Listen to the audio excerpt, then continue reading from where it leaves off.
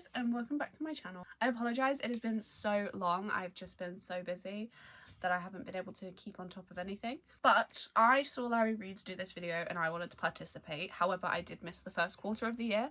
So I am going to be doing my top 5 books of each quarter, but compiling them into one video. So yeah. However, there are only 9 books in this video because I physically could not think of another one for quarter 2 because I've just not enjoyed as much of what I've read in quarter 2, and I know exactly why, but we'll get into that in a little bit. So for quarter 1, the first book I don't own physically, but it was Swift and Saddled by Lila Sage. I read this as an ARC at the beginning of the year, which I got through NetGalley, and I loved every single bloody second of it. Adored it with my whole heart. Swift and Saddled follows Ada, who is an interior designer from San Francisco, who gets a job in Wyoming, specifically on Rebel Blue Ranch, and she moves there to fulfill this job, and she meets Wes in a bar. That's all I'm gonna say, but they're just everything. It's small town, it's cowboy, it's incredible, and I definitely highly recommend, and I cannot wait for Lost and Lassoed, which releases November 6th. So be sure to read Done and Dusted and Swift and Saddled before then, because oh my god, I cannot express how excited I am for those books. Oh, they're so good. Yeah, 5 stars. Immediate yes. The next book of the first quarter is not typically my go-to genre. So it is an autobiography, and I've been wanting to read this for a while, so I finally bit the bullet and did it. And it is Friends, Lovers and the Big Terrible Thing by Matthew Perry.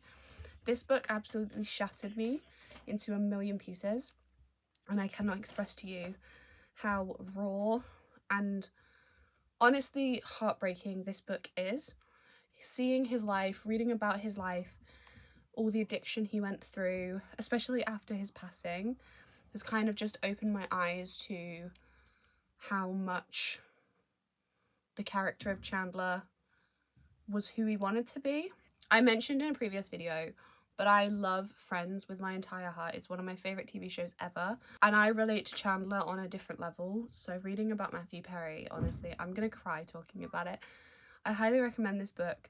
Even if you're not into autobiographies, this is definitely an autobiography you do not want to miss out on, because oh my god, it is so raw and real, and yeah, definitely go pick it up. The third book in quarter 1 is part of a series, and anyone who knows me knows my love and adoration for the Briar U Off-Campus books. So we have The Play by Elle Kennedy. I was very nervous about going into this book because I've got 4 brothers. 2 of their names are in this book. One is Nico, one is Hunter. So I was very nervous going into this because I was like, oh, is it not going to be weird reading their names? It actually wasn't, and Hunter is one of my absolute favourite characters in a book series ever.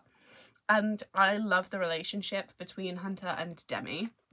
So for anyone who doesn't know, the Briar U is a continuation series for the Off-Campus series by Elle Kennedy.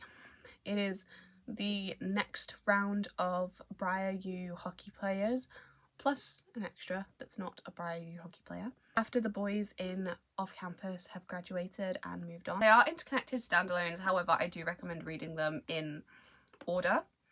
And you can read The Legacy before you read Briar U or after, but always read it after Off-Campus, because yeah, it's that. Yeah, what? The 4th book on this list is probably up there on my favourite books that I have read at all this year, and that is Redeemed by Lauren Asher. I was terrified to read this book purely because I don't like finishing series. I tend to read all the books and then pause and put off the series finale, because I just don't want it to end, and I especially didn't want This World to end because I love the Dirty Air series with my entire heart. Being in that universe with those characters is just one of my favourite things to do, so I'm definitely very excited to go back and reread very soon. But Santiago and Chloe are just one of my all-time favourite book couples I have ever read about. and it's just so raw and real, and the topics that it hits upon, I can't put into words how powerful this book is, and how it just shows how you are not defined by your differences, and your life isn't over just because something has happened. And yeah, I did not expect to be crying in the prologue, but there I was, sobbing. Lauren Asher, I need more, please and thank you. The fifth and final book in this quarter is part of a series that I started this year, and you may notice it missing on my shelf behind me, and that is Keeping 13 by Chloe Walsh. I did read Binding 13 in the first quarter, however Keeping 13 was just so much more, in my opinion. Binding 13 was great, but Keeping 13, the emotions that I felt reading this book.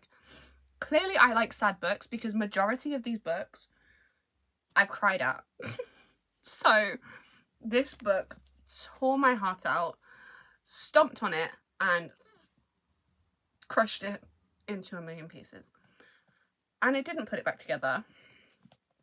But I feel like that's just the whole Boys of Tommen process. If you are going to go into reading this series, I highly recommend checking triggers, just because there are a lot. I'm not a reader that tends to get triggered by a lot of things in books, but the topics are very deep.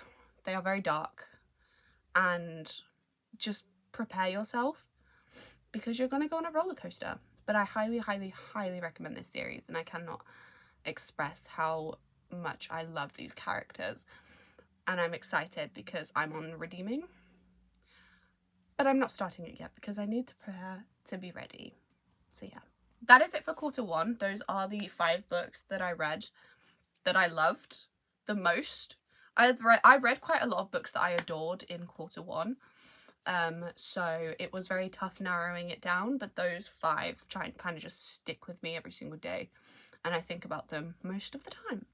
So yeah, going into quarter 2, I started quarter 2 very heavily in the dark romance, and as you guys can see, I have the Devil's Night series by Penelope Douglas, but this one, there was just something about this one. I think the idea that I hated the male protagonist is, like, when I went into this book, scared me. But Damon Torrance, there's nothing else I can say, just Damon Torrance. His character arc, his character development throughout the entirety of this book, it was perfection. My favourite Devil's Night book so far, and that's saying something because I love Kai. But Damon. Is there anything else to say? Damon. Chloe told me that I was going to start to love Damon, and I physically could not bring myself to think, oh yeah, I'm going to love Damon, because I really didn't like him at all throughout book 1 and 2. Here I am. He's now joint second on my list. Kai's still top. Love Kai. But he's joint with Will. So yeah, that's how much he has improved. He was way below Michael, and now he's above him, joint with Will. Live, laugh, love Damon. The Devil's Night series is a interconnected standalone series, but I recommend reading them in order. Please go read the Devil's Night series because they are so good, but they are dark romance, so again, be cautious of triggers, check your triggers, because I do not want you guys going into this book if you get triggered easily, because there are some heavy, heavy, heavy topics in the whole series, but it's incredible. I love it. Please go read it immediately. Thanks. The next book is the reason I have not enjoyed majority of the books I have read the second quarter. Not in a bad way, in a good way. Legacy of the Heirs by Laura Carter. Need I say more? My tabs are tabbing. I got an advanced reader copy. It is an uncorrected proof of Legacy of the Heirs, which is book 2 in the Lost Kingdom saga by Laura Carter. It is incredible. I cannot express to you how good this book is. I've spoke briefly about Secrets of the Dead. I do have a whole video coming that is in regards to Secrets of the Dead Lost Kingdom saga, so keep your eyes peeled. But this book, I still think about it. I still think about everything. I'm pretty sure at this point Laura is sick of us, because the amount of theories that are literally so stupid that we come up with is unmatched. And Laura she just goes along with it. She doesn't, well, sometimes she shuts us down, but she doesn't tell us to go away, which I probably would have, because some of the stuff, but the emotional roller coaster that we went on with this book, we started it on live and then we just read it together in a call. And honestly, I can't. It's so good. Please, August 6th, Legacy of the Az releases. You guys need to go and read it immediately. Get ready, get Secrets of the Dead, because you are not ready for the journey you're about to embark on. And I can't wait to go back to Novicia, because it's my second home and I love it. So yeah, I can see this being in my top books of the entire year. Definitely my top book of quarter 2. Book 3 of quarter 2 was, I don't have physically. I do want to get it physically because you'll understand why. Pole Position by Rebecca J. Caffrey. This book, I read this during the month of June. During June, I tried to read as many LGBTQ plus representation books as possible because, as you guys know, it's LGBTQ plus representation month. It's Pride Month. We love Pride Month. This book, I've never read an MM sports romance, and this book has thrown my standards right up here. The characters are so lovable. If you love F1, there is a good balance of F1 and romance. The tropes are incredible. The book is incredible. I feel like I suck at these videos because I don't actually describe the books very well. But just, it's such a good book. It follows Kian and Harper whilst they discover how to become teammates after Kian's original teammate is out on an injury. And honestly, the tension between the two, the build-up of the characters is just incredible. I loved it so much. All of these books have been 5 stars, by the way, but I loved it so much. And I just love the characters together. Like, there's no expressing how much I love the characters together. Yeah, I don't know how else to explain it. But I love each of the characters as individuals as well. So, I've just realised the other books I was going to talk about, I read in July. And they don't count because they'll be quarter 3. Because it's July, August, September, October, November, December. So, I actually only have 8 books. But, yeah. So, that was my video. This is just a pile of the ones I have physically. I love all of these books. Most of them are chunky, so I'm quite proud of myself. I've read quite chunky books this year. But, yeah.